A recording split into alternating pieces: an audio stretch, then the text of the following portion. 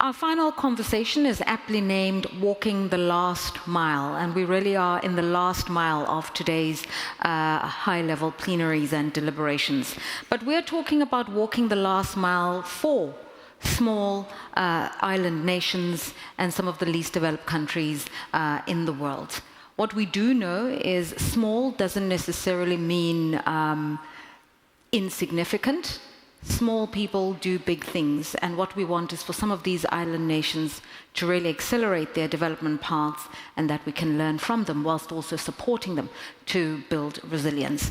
In this conversation, I'd like to hand over now to the team as they speak to the Minister of Economic Affairs and Investment in Barbados, the Director General of the Organization of Eastern Caribbean States, the Ambassador and Permanent Representative of the United Nations Office in Geneva, and the Vice President for Strategy at the OPEC Fund, Shaimaa Al-Sheiby.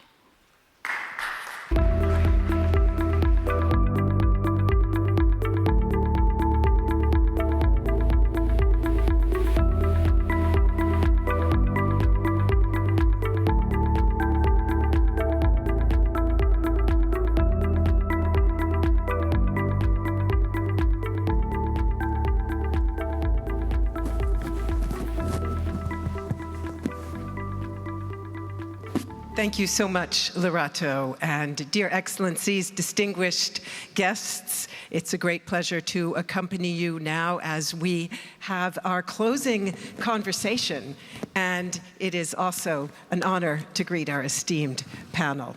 This closing conversation is aimed at tying together the strands of the very rich discussions that we have had throughout the day, and which have absolutely highlighted the complex interdependence between the themes that we have prioritized here at the forum.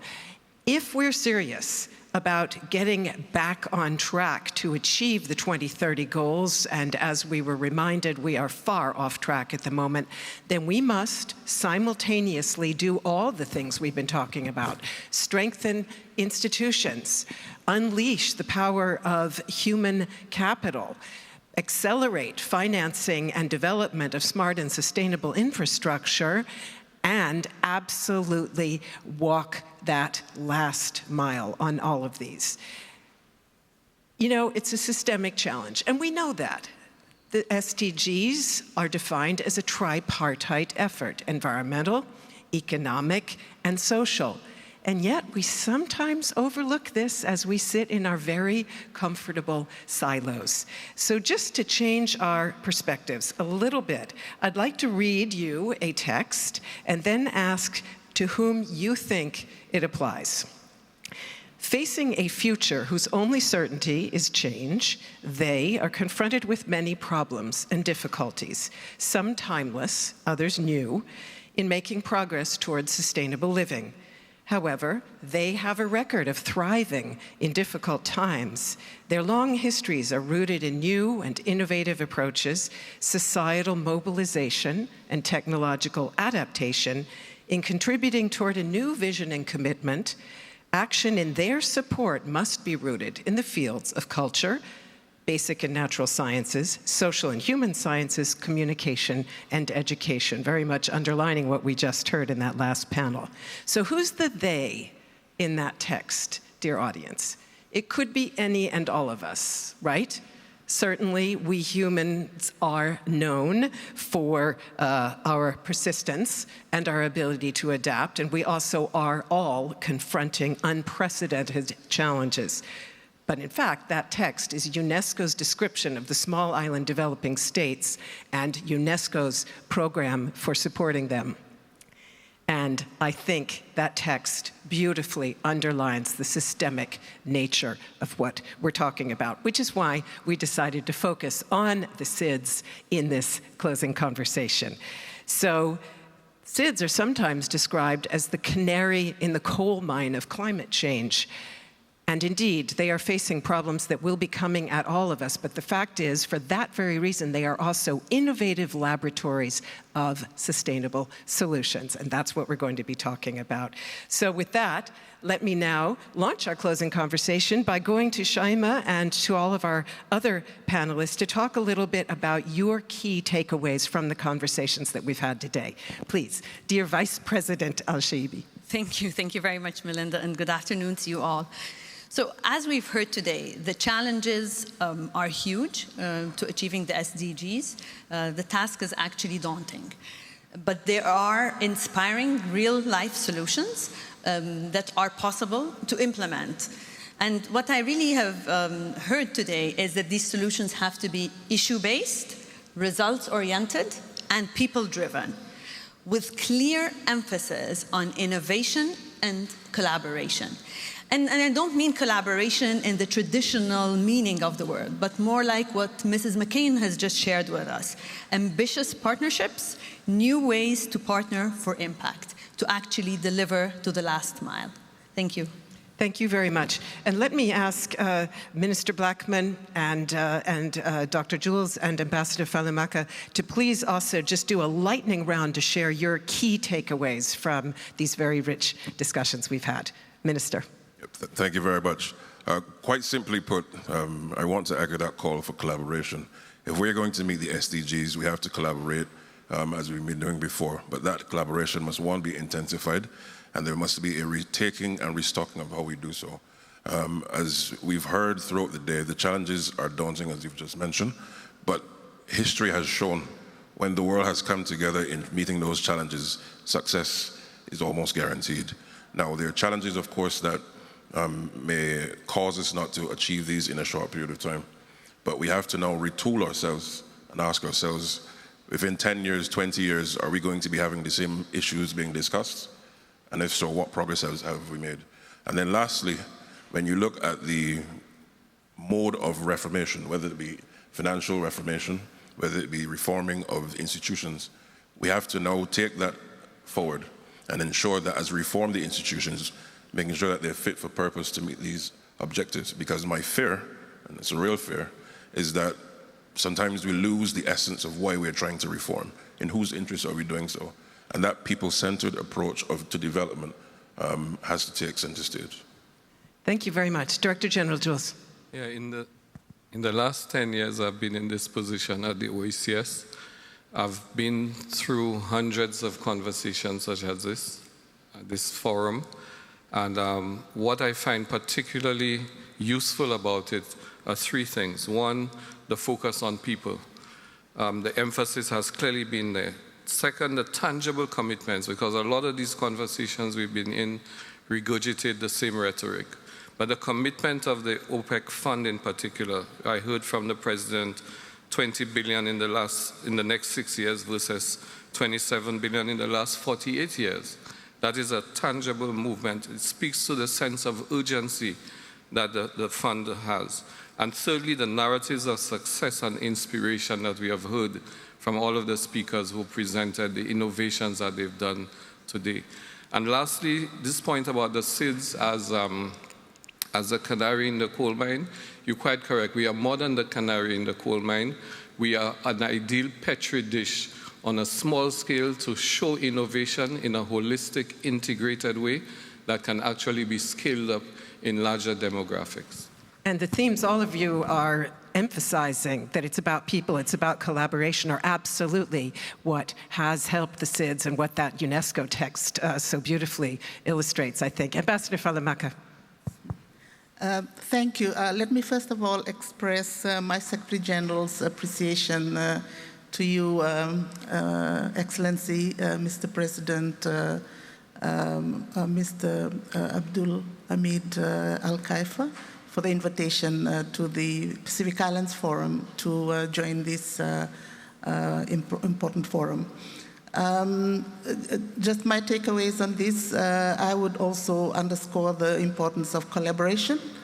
I've sat through the meetings today, and that seems to be the theme that came out very strongly, and that just bringing people together in the same room, and I think the OPEC Fund has successfully brought in different people to share ideas, share lessons, which some of us who are coming behind can learn from. So just sharing those ideas and also learning from what others are doing that are reaffirming some of the steps that we are taking that are coming behind you. So it's been reassuring to learn and also to commend the OPEC Fund for stepping into this space and stressing the importance of South-South cooperation. There is potential I can see from this forum.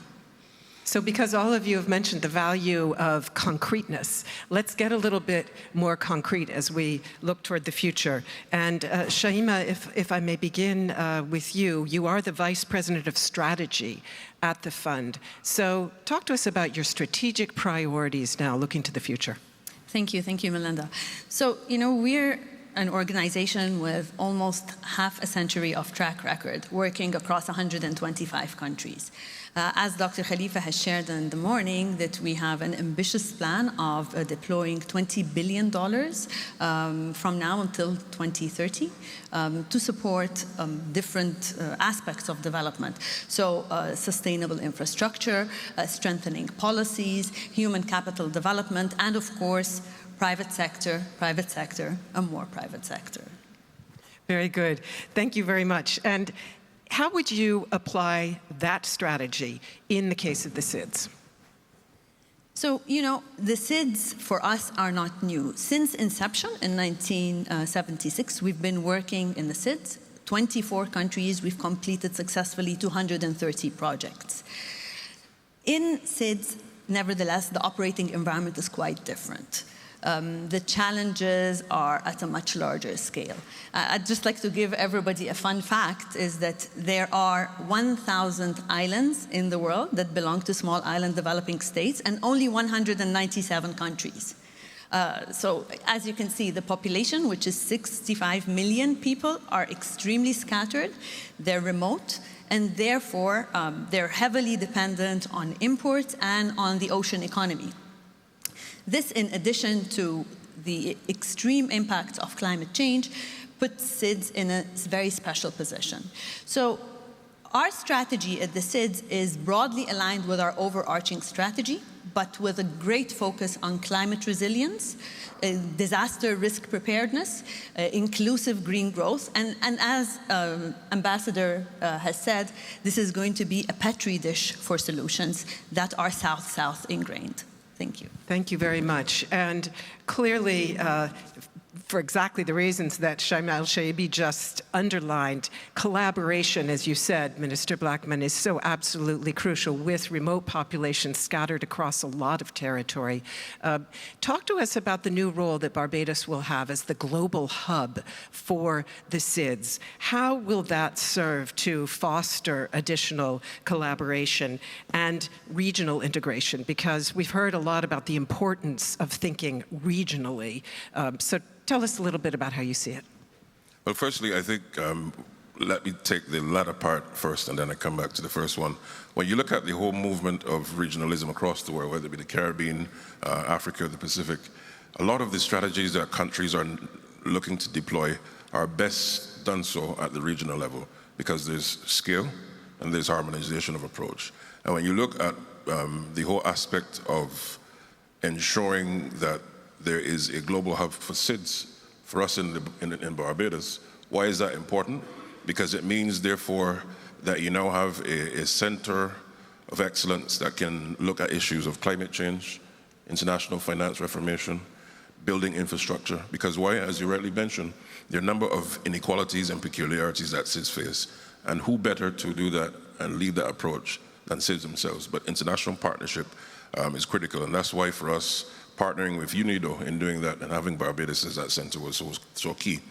But in addition to it being centered there, one of the challenges that we have to confront, and this is a major thing that we have to be aware of, we talk about climate and climate resilience, but when you're talking about climate resilience, we often talk about infrastructure, we often talk about agriculture, but the labor force in SIDS has to now be so climate proof, because there are lots of different changes taking place over time.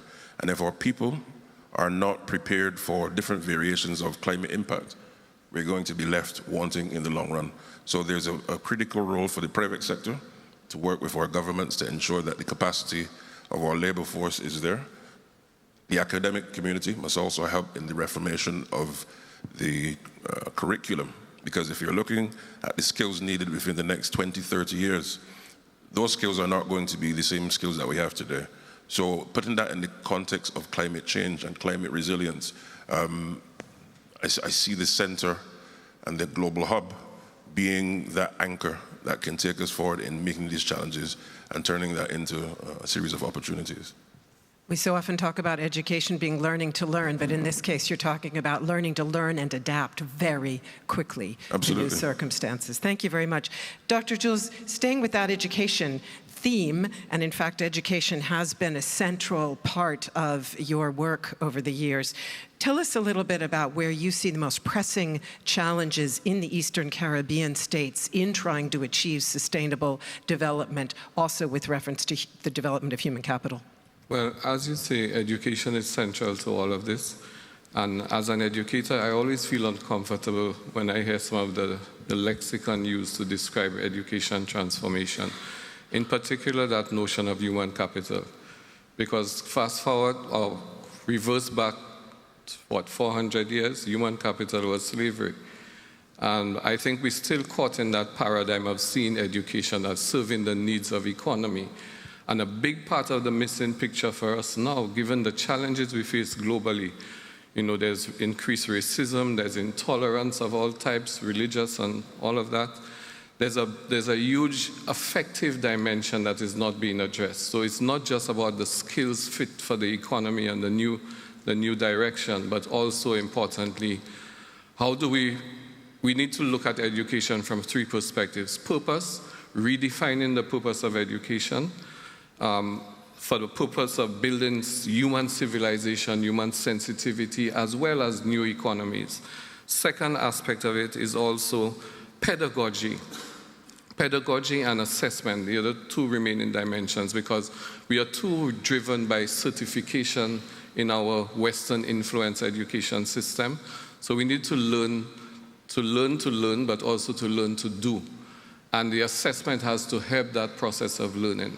And in terms of the pedagogy, it also is not that Sir Ken Robinson was famous for describing the education system as a factory where children are put through according to the date of manufacture. We need to make education much more dynamic, more engaging, more practical, with more critical thinking and better social skills.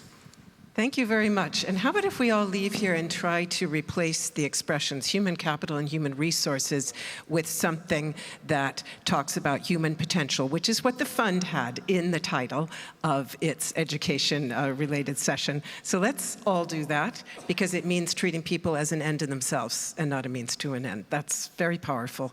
Ambassador, let us talk a little bit about institutions, because that too was a major focus here today.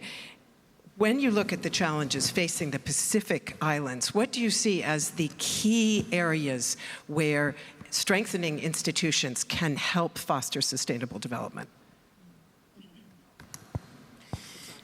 Yes, thank you for that question.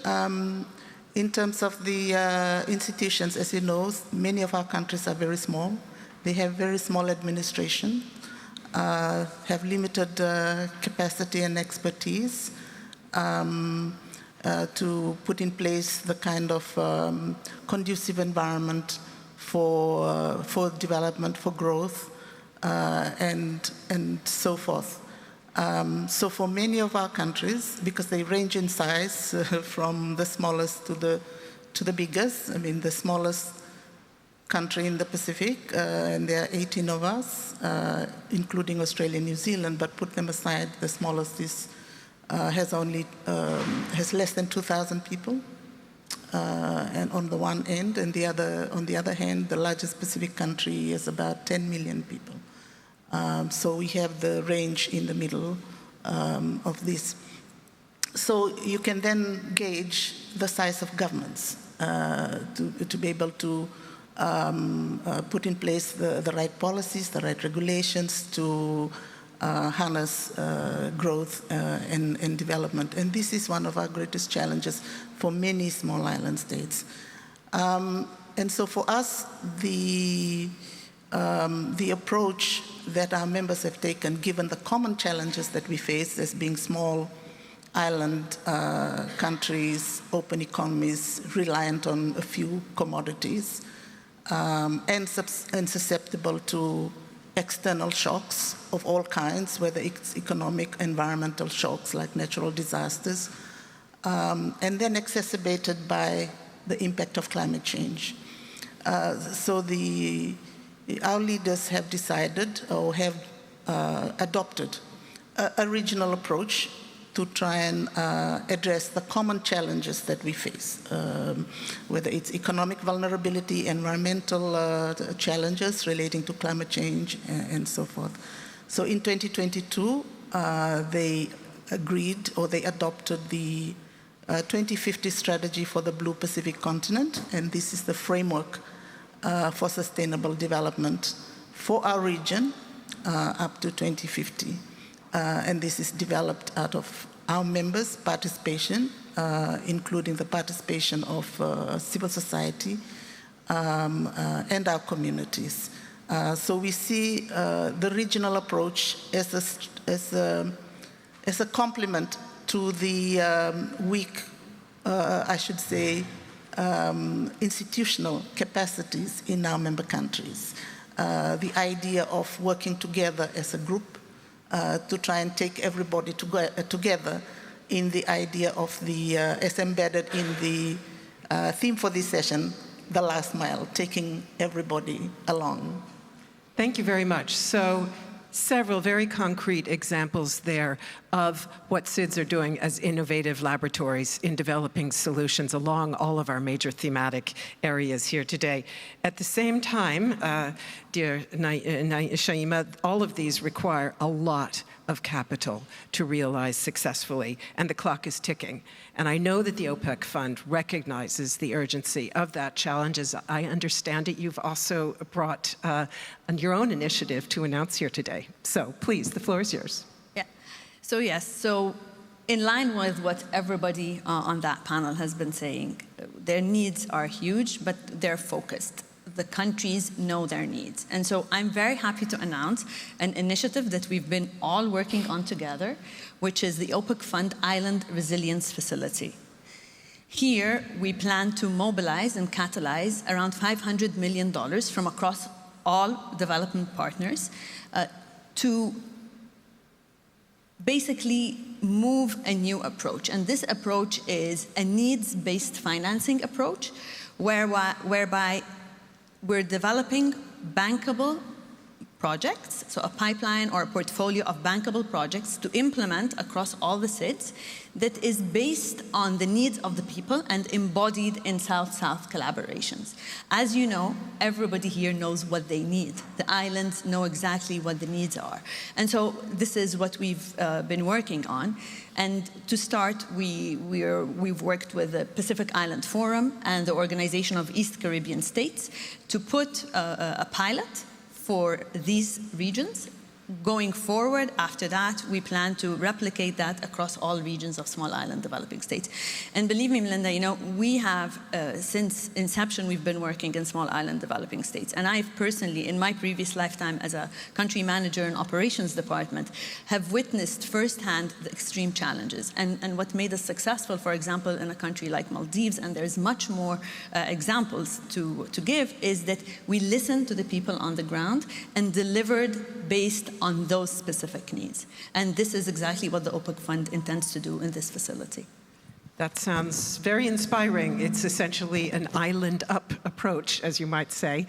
Let me just jump back now to Ambassador Falemaka to get us started on a very quick response from our three small island developing states representatives here to what you have just heard. How do you see a facility like the one that Shaimaa just described helping you to meet those 2050 program goals that you have just mentioned? Thank you, Melinda. Yes, I mean, we would welcome very much the support from the OPEC Fund towards building resilience in our islands.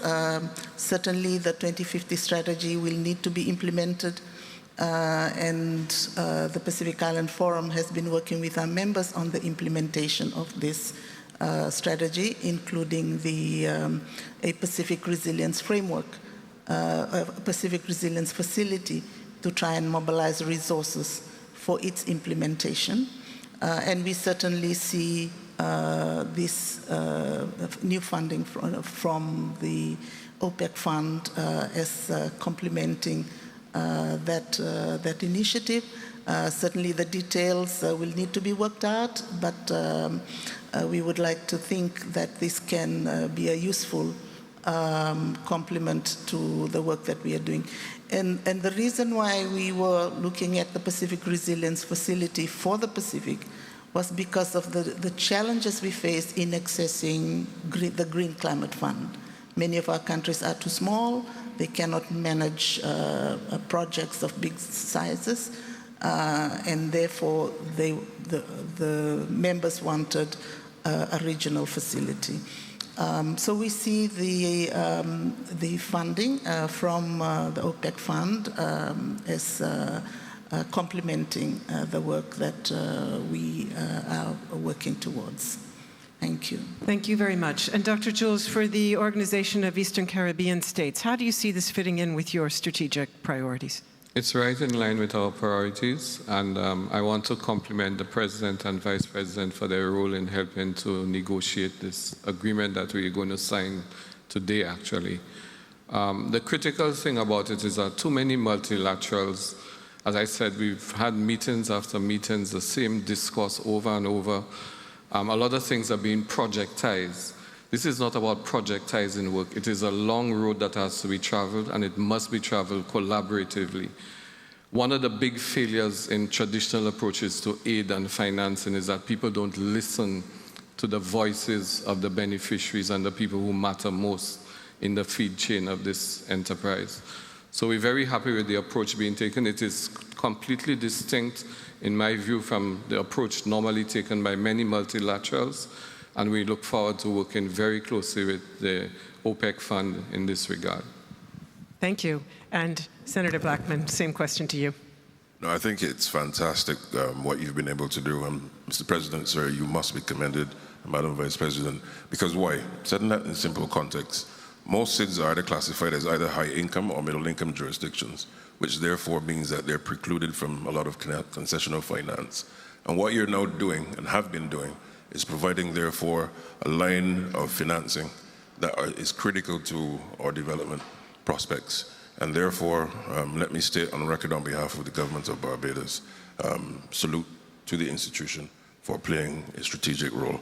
And I also want to take this opportunity to call on other institutions around the world to follow in a similar vein. Because why? SIDS contribute significantly to the global economy. But what must now happen is that they must have further ability to expand on their strategic objectives, particularly in the aspect of financing for development. Thank you very much. So what all of you are telling me is that in fact, this facility absolutely represents walking the last mile when it comes to collaboration in a way that many, many other organizations are not doing. So back to you, dear Vice President Al-Sheiby, to tell us how you see the last mile now going forward and what you will be, where you will now be taking us next on that path. Thank you so much. So, this facility is now at pilot phase. Over the next 6 months, we'll be delivering a pipeline of projects, pilot in climate resilience for both the regions. And this will culminate in 2 development forums to be able to mobilize public and private sector funding. Our North Star is to deliver 4 objectives. The first is climate resilient infrastructure. The second is to build the institutions and the people of the small island developing states to be able to put their own strategies, deliver their pipeline of operations, as well as to implement and monitor their operations. The third is to secure funding from the Green Climate Fund, from other MDBs, as well as, for example, from our ACG partners. And the fourth is not only to foster collaboration at the level of knowledge sharing within the regions of the small island developing states, but also to foster collaboration in terms of real critical infrastructure sharing, such as, for example, the regional hospital we plan to work with Barbados on building, and instead of people just using each island building their own facilities, we use the regional approach to actually tap into the concept of scale. That's what we plan to do, and hopefully next year we'll be announcing our success. Thank you. Really exciting. I just took another glance at my UNESCO text, and it talks about the importance of vision and commitment to sustainable living. And clearly you are showing us a new vision and a deep commitment. And thank you very much for all of you for sharing your perspectives and insights on what we can learn from small island developing states and how we can work with you on innovative solutions. So that is, I'm afraid, all that we have time for. Let us please give our panel a very warm round of applause.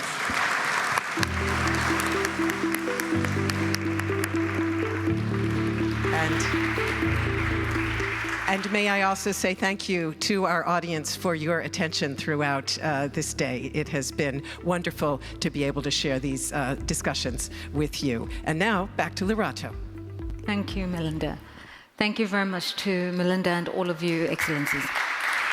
Thank you. Thank you. Thank you, sir. Thank you. All right, so in wrapping up the day, this is my summation of what's happened today. We heard from leadership that leadership matters in really galvanizing a nation and setting a vision. We also heard that policy needs to be data-driven, and we also saw that multilateral development institutions can craft policy or programs in a collaborative way, but also look at alternative models of interventions.